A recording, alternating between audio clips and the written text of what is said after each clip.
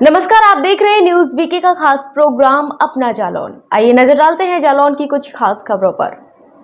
PK University. Build a great career at PK University. Admission open for medical science, B Pharma, M Pharma, BSc, BTech, MTech and Polytechnic Diploma. Contact now www.pkuniversity.edu.in. Address Thandra Village, Jhansi Road, Shivpuri.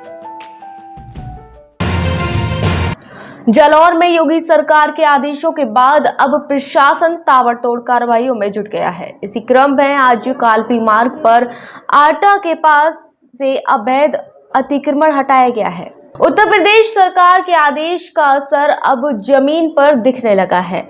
NHI पर अवैध कब्जा करने वाले लोगों पर अब bulldozer चला है, जिसमें हाईवे के किनारे किए गए कब्जे को बुलडोजर से ध्वस्त किया गया है।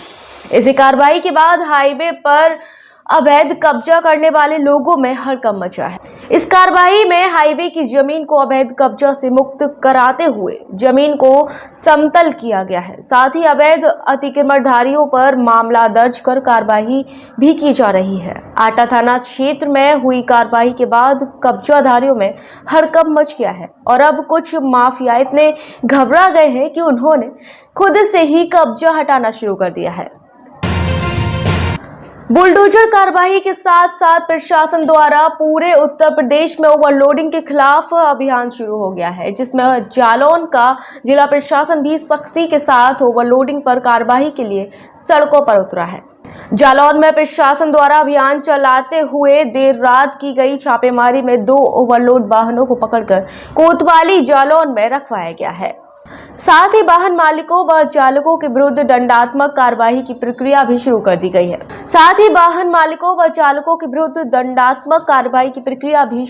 गई है। प्रशासनिक हंटर चलने के बाद ओवरलोडिंग और अवैध खनन परिवहन में लगे माफियाओं में हड़कंप मच गया है।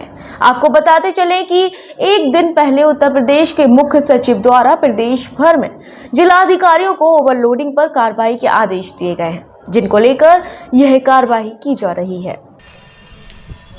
हो रही है तो आपके ऊपर कार्रवाई किसने की है? किसने पकड़ा आपको? एक सुमो था, उजला कलर का, 2 गाड़ी थी। ऐसी और कितनी गाड़ियां होंगी जो ओवरलोड निकल रही होंगी? सर ये पहले से चल रहा था सिस्टम, ये तो कल से बंद हुआ था। मेरा गाड़ी रास्ते में ब्रेक बंद हो गया। साइबर अपराधियों के हौसले इतने बुलंद हैं कि अब तो उनसे जिले के अधिकारी भी नहीं बच पा रहे हैं। जालौन में किसी छोटे मोटे अधिकारियों का नहीं बल्कि DM का ही फोटो इस्तेमाल करके लोगों को गुमराह करने की साजिश रची जा रही है।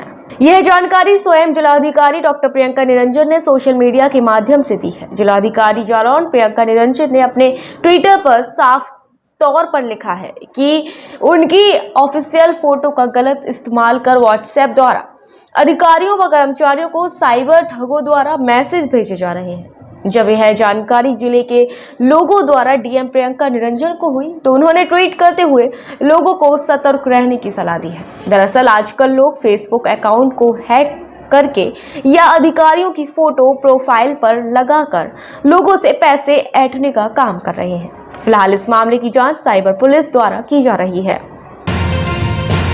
जालौन में कुपोषित बच्चों का स्वास्थ्य परीक्षण किया गया। इस दौरान बच्चों के उपचार के इंतजाम किए गए, साथ ही उचित उपचार के लिए चाइल्ड केयर हॉस्पिटल भेजा गया।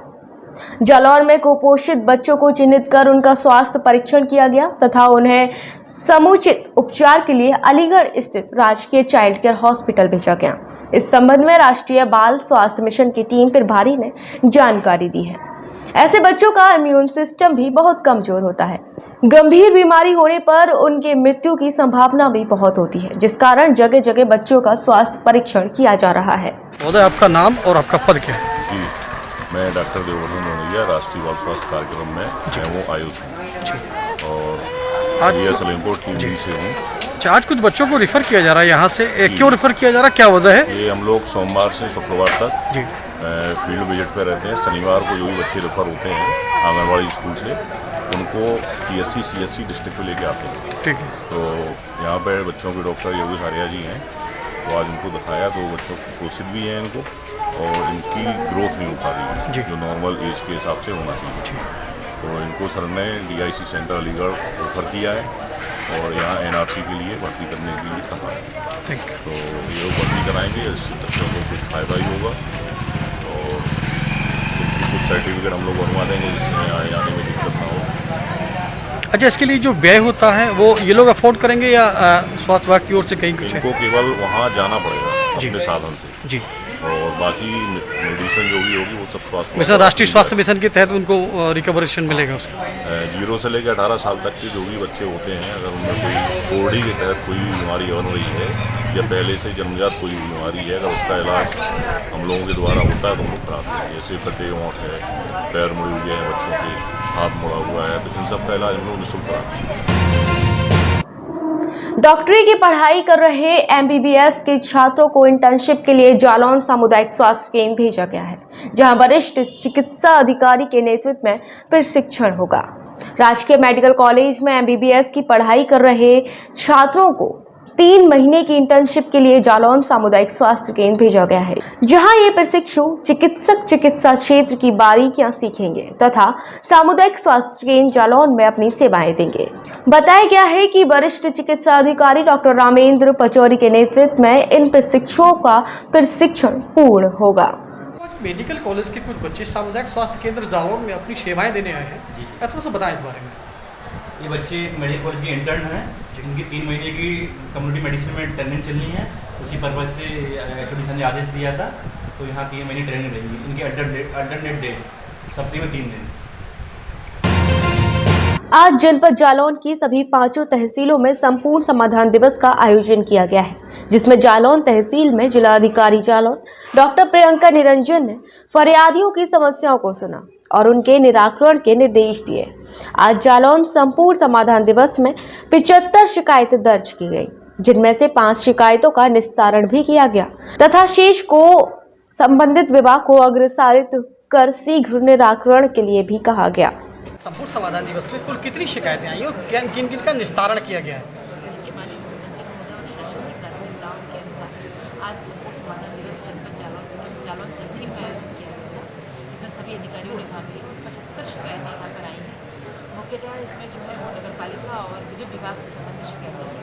दोनों अधिकारियों को निर्देशित किया गया कि इन शिकायतों का समयबद्ध और गुणवत्तापूर्ण निस्तारण सुनिश्चित कराएं।